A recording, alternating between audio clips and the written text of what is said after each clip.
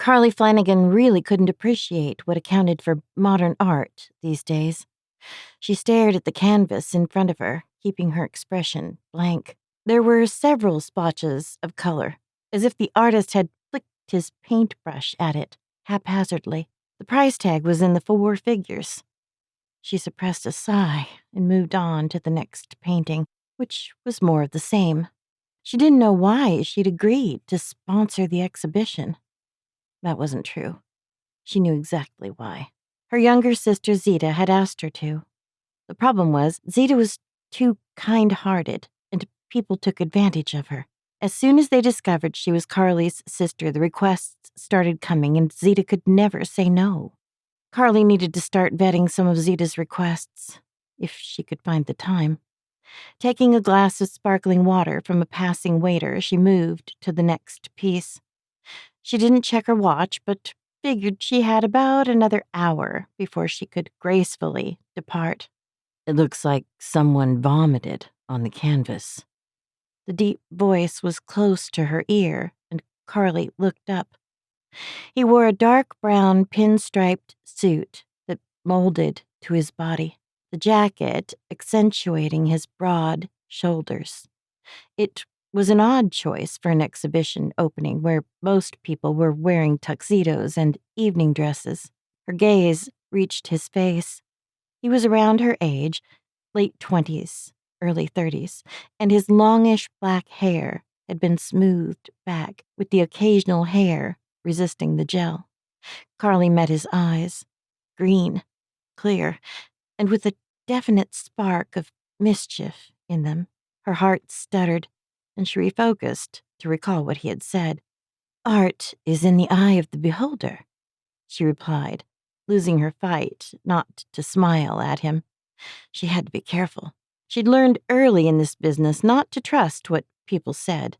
He could be a reporter baiting her, or an artist looking to curry favor. "I'd rather not behold that, especially at that price." She agreed with him, but kept that to herself. "Then why are you here?" "I like art," he said, gesturing to a different painting. Carly followed the direction of his hand, and her breath caught. It was a forest scene, with huge trees soaring to the sky, and a tiny cottage nestled below them, a puff of smoke coming from the chimney. She wandered closer, and details jumped out at her: the chipmunk on a branch, the mountain lion almost hidden by some bushes, the small white flowers of a creeper twining its way across the porch. She could practically smell the forest. It was peaceful, secluded, comfortable. It was a home. The longing swept through her. She wanted it, not just the painting, but the place. It whispered peace to her. She wanted to reach out and touch it, and had stretched her hand out before she stopped herself. "What do you see?" the man asked. Carly shook her head absently, still caught up in the painting.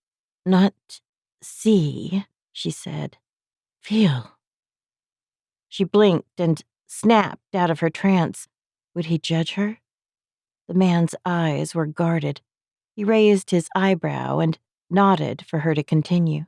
The temptation to tell him was strong, the way he looked at her, his full attention on her, waiting for her next words, made her want to trust him. Then he smiled, a small but knowing smile. Her whole body heated, and the shock of her reaction brought reality back into sharp focus. No, she wouldn't expose herself further. Anything she said could be on the pages of a glossy magazine next week. "Excuse me." Not waiting for his response, she strode across the room to the gallery owner, trying to get her heart rate under control. It was probably just her reaction to the painting. Men didn't affect her that way, not since Andrew.